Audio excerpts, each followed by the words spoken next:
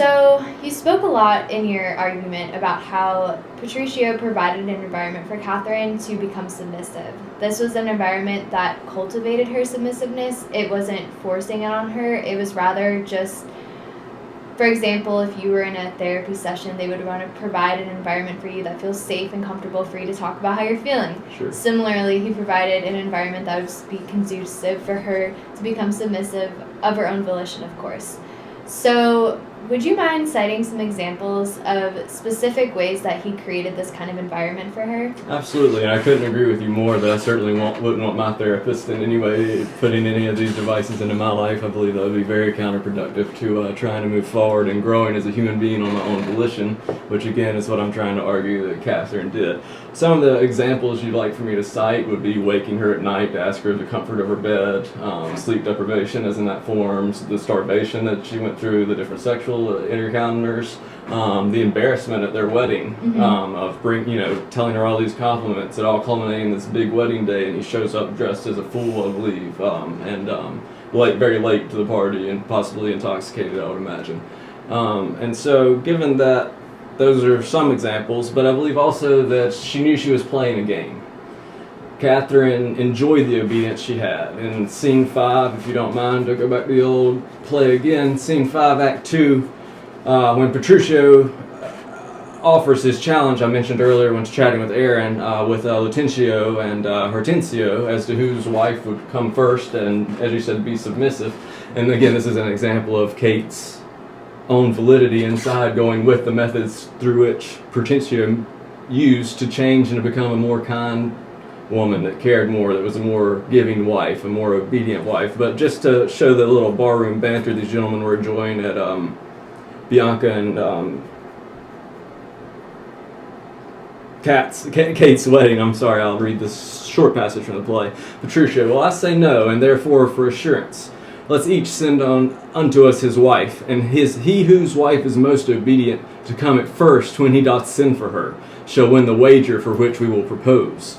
So then after Hortensio calls for his wife, Lutencio calls for his, Patricio calls for his, you can imagine, Catherine is the first to emerge as the most obedient.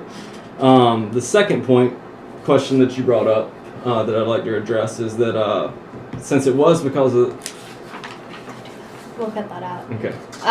So would you agree that Patricio, by playing into her banter and providing an environment where her intellect was matched, her wit was matched, and he really even kind of challenged her almost in this way by matching her intellect, would you agree that by doing so, it almost pacified her in a way that she became submissive, and that way it was of her own volition? I think pacify is a wonderful word to use, and again it goes back to what I mentioned with Aaron earlier in the mirroring of her behavior towards the outside world and Hortensio's behavior towards Catherine. I don't like to use the word tame as I am taking this side of the argument, but it was a maturation process that she went through, and again I believe it was Hortensio's behaviors surrounding her that allowed her to look within herself and say, maybe I would like to be a submissive wife. This is the 16th century. He'll provide for me. I can have children. I'll have a stable home. I'll be comfortable. To go on to your second point, I would argue that Kate's final speech was genuine.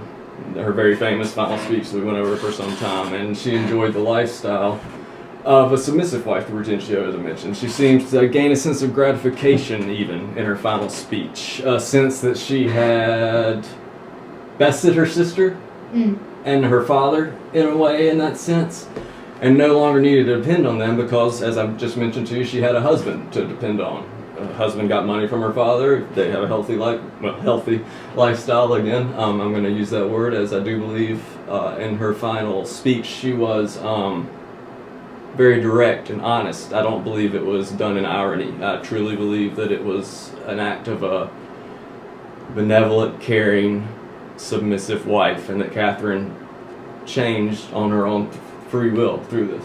So you find that even though he provided the environment, which could be turn to say, oh, it was actually him that made her submissive. Really, it was the lesson she learned from that environment and her own conclusions that caused her to be submissive. Much like a plant growing from the ground, I believe that Prudentio cultivated the ground, laid down the fertilizer, planted the seed, watered it, all in very terrible methods, but again allowed a wonderful flower to bloom from a very ugly seed that had been mistreated by the world. And just to sum up the scene that I mentioned with Aaron earlier in our debate, I think it was 5 Act 2 again, in Kate's final speech. And again, this is what I was wanting to speak to earlier when I don't believe there's irony in the speech. I believe this is what she truly believes. Scene 5 Act 2, thy husband is thy Lord, thy life, thy keeper, thy head, the sovereign, the one that cares for thee.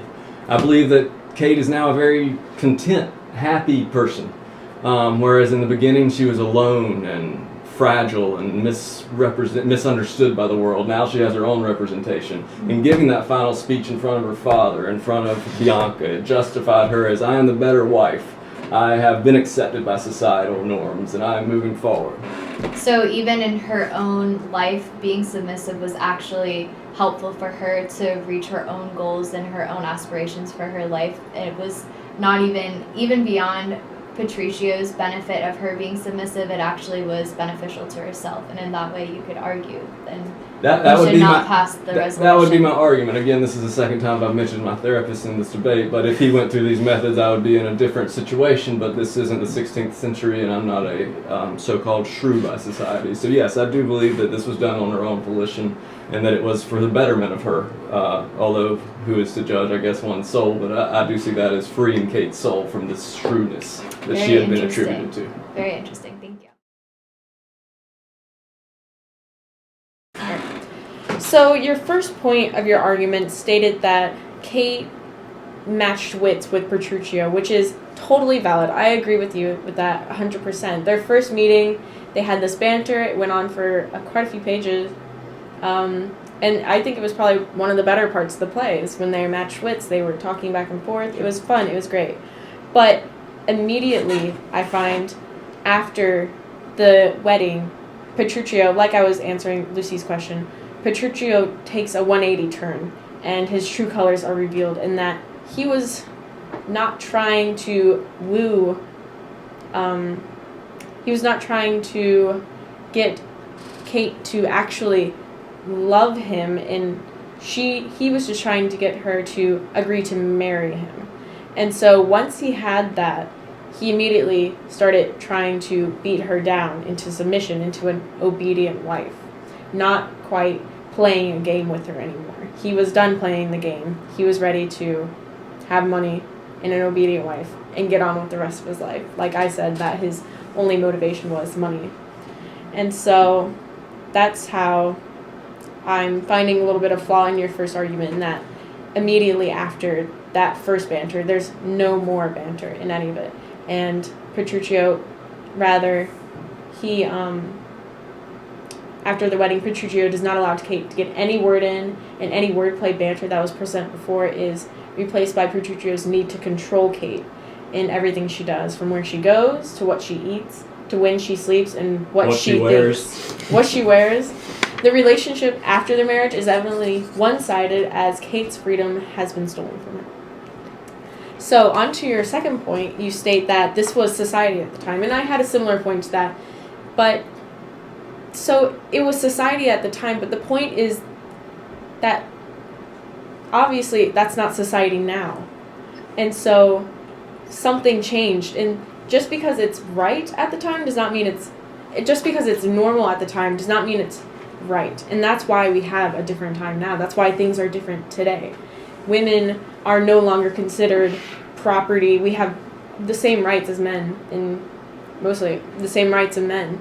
And so just saying that it was the time that she should be happy because it was the time, obviously women at the time were not happy with their place. And so I don't think Kate was happy with her place as an obedient wife either.